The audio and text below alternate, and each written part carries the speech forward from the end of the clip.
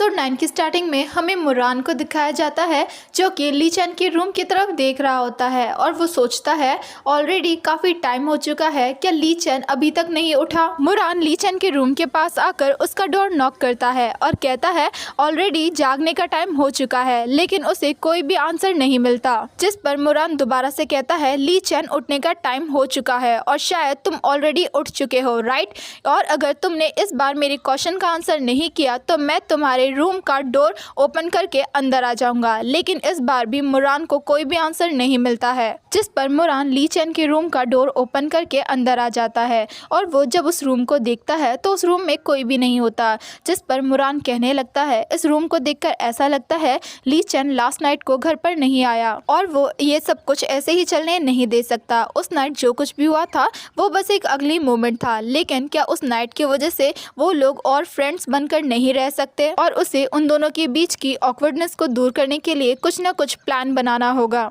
Scene shift होता है और हमें म्यूज कंपनी का दिखाया जाता है जहां पर जायो सभी एम्प्लॉय से कल उसके अचानक से जाने की वजह से माफ़ी मांग रहा होता है। वो सभी एम्प्लॉय से कहता है कल मेरे अचानक से जाने की वजह से तुम लोगों को बहुत ही ज़्यादा प्रॉब्लम हुई होगी, इसीलिए मैं उसके लिए तुमसे ट्रूली माफ़ी मांगता हूँ। और वो सभी एम्प्लॉयज़ के लिए फूड भी लेकर आया होता है। जिस पर वांग कहती है सब ठीक है, लकीली हमने उस मीटिंग के लिए जो इन्फॉर्मेशन प्रिपेयर की थी उसकी वजह से वो मीटिंग काफ़ी स्मूथली कंप्लीट हो गई थी। यहाँ पर जायो दोबारा से उन सभी एम्प्लॉय से माफ़ी मांगता है। जिस पर मी फेंग जायो से कहती है कल आप जब यहाँ से जा रहे थे आप काफ़ी ज़्यादा पैनिक दिखाई दे रहे थे, क्या आप ठीक है। जायो कहता है वो बस एक फेक अलार्म था और शायद मैंने तुम सभी लोगों को बहुत ही ज़्यादा डरा दिया। जिस पर मी फेंग दोबारा से कहती है अगर कुछ भी नहीं हुआ है तो ये सबसे अच्छी बात है। तभी वहाँ पर जायो को ढूंढता हुआ ली चैन भी आ जाता है। ली चैन जायो का हाथ पकड़कर उसे अपने साथ लेकर जाने लगता है। उन दोनों को जाते हुए सभी एम्प्लॉयज बस देखे जा रहे थे। उनमें से एक एम्प्लॉय कहता है मैनेजर ली के फेस पर बहुत ही बुरे एक्सप्रेशन थे, क्या सच में कोई बहुत ही बड़ी प्रॉब्लम क्रिएट हो गई है। सभी एम्प्लॉय बस उसी डायरेक्शन में देख रहे थे जिस डायरेक्शन में ली चैन जायो को लेकर गया था। सीन शिफ्ट होता है और हमें जायो को दिखाया जाता है जो कहता है रियली क्यूट। एक्चुअली यहाँ पर ली चैन ने जायो को उस एलिवेटर वाले इंसिडेंट के बारे में बता दिया था जहाँ पर ली चैन ने गलती से ही सही लेकिन मुरान को क्यूट कह दिया था। ली चैन जायो से कहता है तुम मुझे इसे प्रोसेस करने में हेल्प करो, आखिर मैं क्यों मुरान के लिए ये सब कुछ फील कर रहा हूँ। आज से पहले ऐसा कुछ भी नहीं हुआ। अब जब कभी भी मैं मुरान को देखता हूँ तो मैं उसके हर एक मूव को नोटिस करना स्टार्ट कर देता हूँ। मेरे अंदर मुरान के लिए उस टाइम पर फीलिंग्स आ जाती हैं और वो फीलिंग्स बहुत ही ज़्यादा वियर्ड होती है। जिस पर जायो कहता है ओके ओके भाई पहले तो थोड़ा सा शांत हो जा। ली चैन यहाँ पर अपनी फीलिंग्स की वजह से बहुत ही ज़्यादा फ्रस्ट्रेट हो गया था, उसे समझ में नहीं आ रहा था कि ये सब कुछ क्या है। यहाँ पर जायो ली चैन से कहता है मुरान ने मुझसे तेरे बारे में बात की, उसने कहा शायद तू भी काफ़ी ज़्यादा वियर्ड फील कर रहा है, तुम उसे अब प्राइवेट में टैंग टैंग नहीं बल्कि मुरान कहते हो। जिस पर ली चैन कहता है मैं ऐसा नहीं कह सकता बिकॉज मुझे सडनली फील हुआ ये काफ़ी ज़्यादा इरोटिक है। जायो कहता है क्या मैं तुझसे पूछ सकता हूँ उस नाइट होटल रूम में एग्जैक्टली क्या हुआ था, बिकॉज मुरान ने कहा कि उसे कुछ भी याद नहीं है। जिस पर ली चैन कहता है ज़्यादा कुछ नहीं हुआ, बस मैंने मुरान को होल नाइट मेंस्ट्रुअल होते हुए देखा था। जिस पर जायो शॉक होते हुए कहता है तूने मुरान को मेंस्ट्रुअल होते हुए देखा और वो भी पूरी रात, लेकिन क्यों। जिस पर ली चैन फ्रस्ट्रेटेड होते हुए कहता है मैं कैसे जान सकता हूँ क्यों, किसी मैन को मेंस्ट्रुअल होते हुए देखना बिल्कुल भी वर्दी नहीं है, शायद मैं मुरान से ऑब्सेस्ड हूँ। जब मैं शावर में होता हूँ तब मैं मुरान के एवरी रिएक्शन और उसके एवरी एक्सप्रेशन को ही याद करता हूँ, यहाँ तक कि मैंने उसे लेकर सेक्स ड्रीम भी देखा, शायद मेरे साथ डेफिनेटली कोई ना कोई प्रॉब्लम है, राइट। जिस पर जायो कहता है ये इतना भी सिंपल नहीं है, शायद तुम्हारे अंदर मुरान को लेकर कुछ फीलिंग्स है।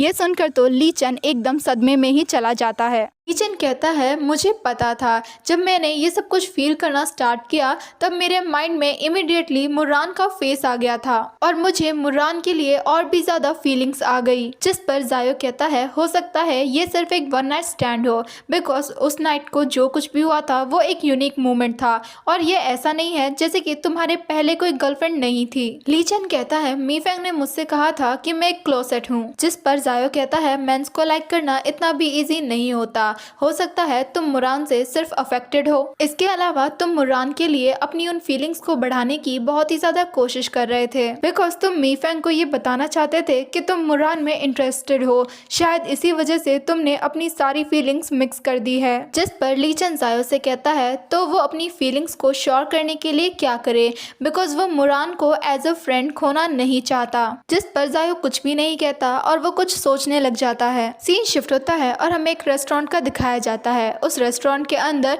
जायो, मुरान और ली चेन तीनों ही आए थे, जहाँ पर मुरान ली चेन से कहता है जब उसने ली चेन को अपनी तरफ से ट्रीट देने के लिए कहा था तब ली चेन ने मना कर दिया था।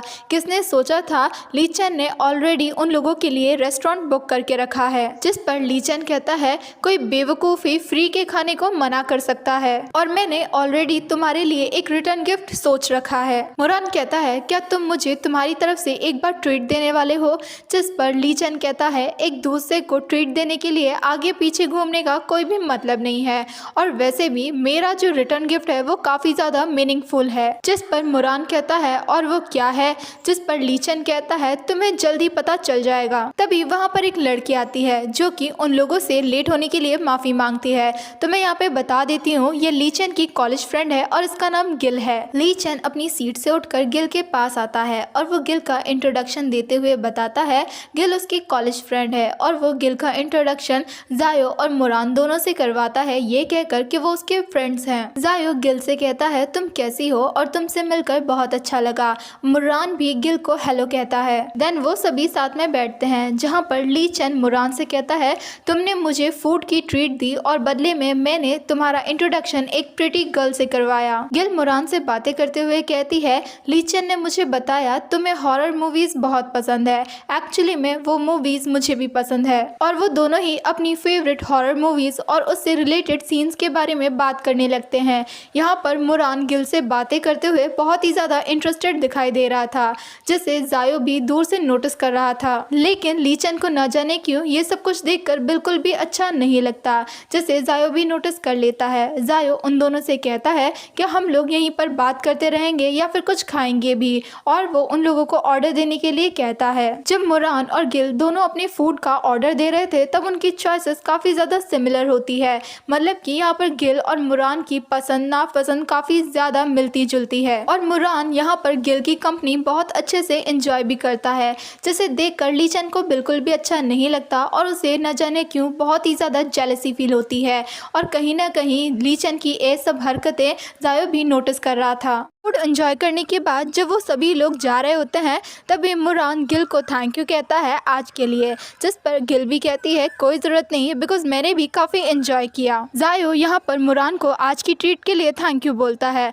और कहता है आज की ट्रीट एक्सीलेंट थी, जिस वजह से शायद मुरान का वॉलेट काफ़ी ज़्यादा हल्का हो गया होगा। जिस पर गिल भी मुरान से कहती है हम लोगों ने आज तुम्हारा बहुत ही ज़्यादा खर्चा करवा दिया, कैसा रहेगा अगर मैं तुम सभी लोगों को एक मूवी की ट्रीट दूँ। रिसेंटली अभी एक न्यू हॉरर मूवी रिलीज हुई है और मैंने अपने पेरेंट्स को ऑलरेडी कह दिया है मुझे घर आने में लेट होगा। जिस पर मुरान टाइम देखने लगता है और कहता है उसके पास टाइम है। मुरान इस बारे में ली चेन से भी पूछता है, जिस पर ली चेन साफ साफ मना कर देता है और कहता है ये परफेक्ट है, तुम दोनों साथ में अकेले में थोड़ा सा टाइम स्पेंड करो। मुरान कहता है तुम किस बारे में कह रहे हो। जिस पर ली चेन कहता है मैं तुम्हारे लिए अपॉर्चुनिटी क्रिएट करने की कोशिश कर रहा हूँ। देन मुरान गिल को लेकर वहाँ से चला जाता है और ली चेन बस उन दोनों को साथ में जाता हुआ देख रहा था।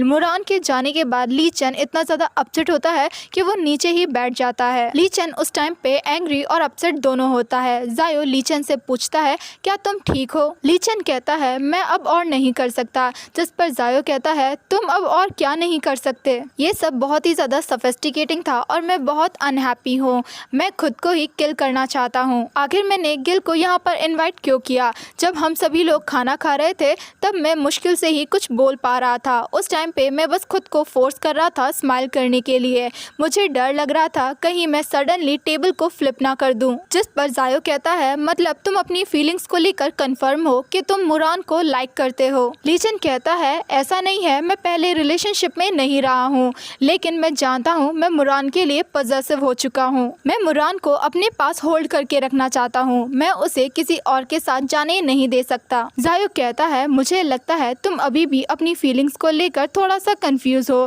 बिकॉज क्या तुमने पहले मुझसे नहीं कहा था कि तुम मुरान को एज अ फ्रेंड खोना नहीं चाहते। जिस पर जायो कहता है देन मुझे क्या करना चाहिए, क्या तुम चाहते हो मैं अपनी फीलिंग्स को हाइड करके रखूं। जायो कहता है कभी कभी अपने फ्रेंड को लाइक करना इतना भी इजी नहीं होता है, ज़रूरी नहीं कि इसकी एंडिंग हमेशा हैप्पी हो। ओनली वन मिस्टेक और तुम्हारी फ्रेंडशिप हमेशा के लिए ख़राब हो सकती है और ये मोमेंट तुम्हारी सबसे पेनफुल मेमोरी भी बन सकती है। जायो की ये सारी बातें सुनकर ली चेन और भी ज़्यादा परेशान हो जाता है, लेकिन वो अचानक से ही जोश से भर जाता है और कहता है मैं एक रास्ता जानता हूँ जिससे मेरी फ्रेंडशिप भी ख़राब नहीं होगी और ना ही मुझे अपनी फीलिंग्स को दबाने की या फिर छिपाने की ज़रूरत होगी, जिससे मुझे मुरान भी मिल जाएगा। चलो चलते हैं। अब यहाँ पर तो जायो को बिल्कुल भी समझ में नहीं आ रहा था आखिर ली चेन क्या कहने की कोशिश कर रहा है। बाय द वे किस किस को ऐसा लगता है कि ली चेन का ऊपर का माला एकदम खाली है, मुझे कमेंट करके ज़रूर बताना। अब ली चेन जायो से कहता है तुम मेरे साथ घर पर चलो और वहाँ पर मेरी हेल्प करना एक बैटल प्लान रेडी करने में। सीन शिफ्ट होता है और हमें ली चेन को कंपनी में दिखाया जाता है जहाँ पर वो मी फैंग के सामने झुककर माफ़ी मांग रहा होता है। एक्चुअली उसने मी फैंग को सब सच बता दिया होता है कि अब तक उसने जो कुछ भी कहा वो सब कुछ झूठ था, लेकिन अब वो मुरान को सच में लाइक करता है। यहाँ पर वो मी फैंग को सब कुछ एक्सप्लेन करने की कोशिश करता है, जिस पर मी फैंग बोलती है तुम्हें एक्सप्लेन करने की कोई भी ज़रूरत नहीं है बिकॉज तुमने ऑलरेडी ही सब कुछ एक्सप्लेन कर दिया है। लेकिन यहाँ पर मी फैंग ली चेन पर गुस्सा होने की बजाय बहुत ही ज़्यादा खुश होती है और वो ली चेन से कहती है तो फाइनली तुम मुरान को लाइक करते हो। तुम जब मुझे चेज कर रहे थे तब तुमने ऐसा प्रिटेंड किया कि तुम मुरान को लाइक करते हो। जिस पर ली चेन भी मी फैंग को यस कहता है। अब मी फैंग यहाँ पर एक्साइटेड होते हुए कहती है मैं ये सब कुछ अपने फ्रेंड्स को बताना चाहती हूँ, क्या मैं तुम्हारे साथ एक फ़ोटो ले सकती हूँ और अपने फ्रेंड्स के ग्रुप में भेज सकती हूँ। मैं तुम्हें अश्योर करती हूँ हमारा ग्रुप बहुत छोटा है तो तुम्हारी कोई भी फ़ोटो लीक नहीं होगी। मैं उन फोटोज़ को इमीडिएटली भेजूंगी और इमीडिएटली ही उन फोटोज़ को डिलीट कर दूंगी। जिस पर ली चेन कहता है अगर तुम उन फोटोज़ को अपने पास रखती भी हो तो मुझे कोई भी प्रॉब्लम नहीं है। लव को हमेशा ऑनेस्ट होना चाहिए और वैसे भी किसी को लाइक करना बिल्कुल भी शेमफुल नहीं होता। ये सुनकर तो मी फैंग बहुत ही ज़्यादा खुश हो जाती है। ली चेन मी फैंग से कहता है लेकिन तुम्हें इतनी जल्दी खुश नहीं होना चाहिए बिकॉज अभी तक मुझे मुरान नहीं मिला और आज से पहले मैंने कभी भी किसी मैन को चेज नहीं किया है, तो क्या मैं तुमसे थोड़ी सी हेल्प मांग सकता हूँ, क्या तुम मुझे कुछ एडवाइस कर सकती हो। जिस पर मी फैंग कहती है ऑफ कोर्स इसमें कोई भी प्रॉब्लम नहीं है, मैं डेफिनेटली तुम्हें वो सब कुछ बताऊंगी जो मुझे पता है। इनफैक्ट इन सब में मेरी फ्रेंड्स भी तुम्हारी हेल्प करेंगे। ली चेन कहता है देन मैं तुम सभी के साथ इसे कंटिन्यू करूंगा और जब मुझे मुरान मिल जाएगा मैं तुम सभी लोगों को प्रॉपरली थैंक यू बोलने के लिए खाने की ट्रीट दूंगा। जिस पर मी फैंग कहती है इसकी कोई भी ज़रूरत नहीं है, हम लोगों को थैंक यू बोलने का बेस्ट तरीका होगा अगर तुम मुरान के साथ सक्सेसफुली अपना रिलेशनशिप बना सको। यहाँ पर मी फैंग ली चेन को फाइट करने के लिए कहती है, जिस पर ली चेन मी फैंग को उसके साथ पिक्चर लेने के लिए कहता है। देन वो लोग साथ में मिलकर बहुत सारी पिक्चर्स लेते हैं। मी फैंग यहाँ पर ली चेन को एडवाइस करती है उसे अगर मुरान को खुश करना है तो मुरान के पसंद की खाने की चीज़ें खरीदनी चाहिए। जिस पर ली चेन को भी मी फैंग का ये आइडिया सेंसिबल लगता है। मी फैंग इसी तरीके से ली चेन को बहुत सारी एडवाइस देती है। देन सीन शिफ्ट होता है और हमें मुरान को जायो के साथ दिखाया जाता है। मुरान यहाँ पर शॉक होते हुए जायो से कहता है तुमने योंगजी को माफ़ कर दिया। जिस पर जायो कहता है जो होना था वो हो चुका और योंगजी ने कहा है वो मुझे घर लेकर जाना चाहता है। जिस पर मुरान कहता है अगर तुम घर जाना चाहते हो तो तुम कभी भी जा सकते हो, योंगजी ने इंटेंशनली तुम्हें ड्रंक किया और तुम्हारा एडवांटेज उठाया। जायो बताता है मेरे लिए घर जाना इतना भी इजी नहीं है, जब मैं एलिमेंट्री स्कूल में था तब मेरी मॉम की डेथ हो गई थी। मैं और मेरे फादर एक दूसरे की हेल्प करते थे सोचते हुए टाइम को बिताने में। मेरा मेरे डैड के साथ बहुत अच्छा रिलेशन है और वो हमेशा मुझसे कहते थे घर में 2 लोगों के होने के बाद भी काफ़ी लोनली फील होता है। वो चाहते हैं मैं अपने लिए एक अच्छी सी वाइफ ढूंढूं। इनफैक्ट हम दोनों ने तो इस बारे में भी बात की थी, घर में 3 या फिर 5 बच्चे तो होने ही चाहिए। जिस पर मुरान जायो से कहता है तुम्हारे डैड अभी भी ये नहीं जानते हैं कि तुम एक गे हो। जायो कहता है मुझे हमेशा इस बात का डर रहता है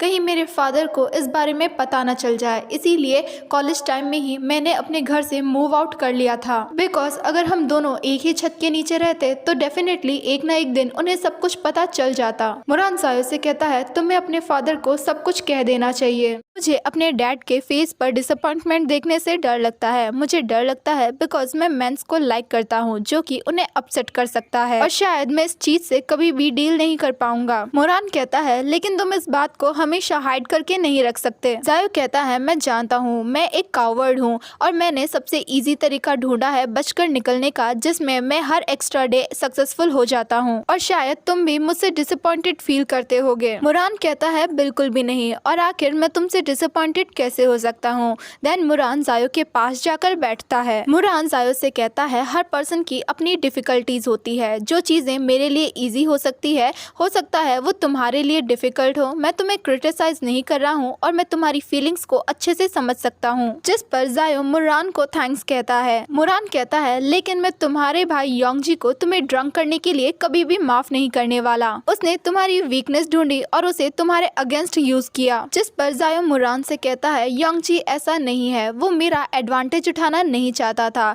वो बस मुझसे बहुत ज्यादा प्यार करता है। योंगजी जब से छोटा था तब से वो स्ट्रांगली उन चीजों को डिफेंड करता है जिन्हें वो लाइक करता है। जैसे अगर कोई टॉय उसे पसंद है तो वो किसी पर्सन को उस टॉय को टच भी करने नहीं देता और उन टॉयज को आज भी योंगजी ने अपने पास में रखा हुआ है। मुरान जायो से कहता है जायो तुम अपने ब्रदर को लाइक तो नहीं करते हो, क्या तुम अपने ब्रदर को लाइक करते हो? जिस पर जायो कहता है मैं उसे लाइक करता हूँ लेकिन वैसे नहीं जैसे तुम सोच रहे हो। मुरान कहता है क्या तुम श्योर हो? बिकॉज लव किसी भी एंगल से आ सकता है और किसी भी मोमेंट में हो सकता है। जिस पर जायो कुछ भी नहीं कह पाता। तभी वहाँ पर ली चैन आ जाता है। ली चैन यहाँ पर उन दोनों से कहता है तुम लोग आपस में बातें कर रहे हो और तुमने मुझे छोड़ दिया। वैसे छोड़ो, मैं तुम लोगों के लिए डिजर्ट लेकर आया हूँ और आई थिंक इतने डिजर्ट तुम्हारे लिए काफी होगा।